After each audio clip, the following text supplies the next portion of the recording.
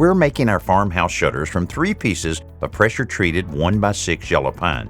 By gang cutting all 3 vertical pieces to length at one time, we speed up the process and ensure identical dimensions.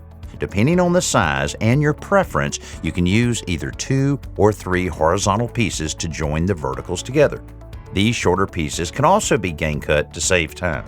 We're assembling the shutters upside down so we can conceal the fasteners by driving them in from the back.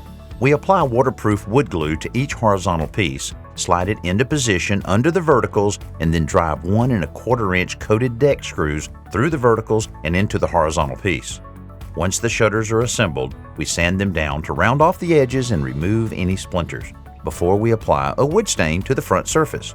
Next, we apply 2 coats of spar urethane to seal and protect the shutters before we install them on the house.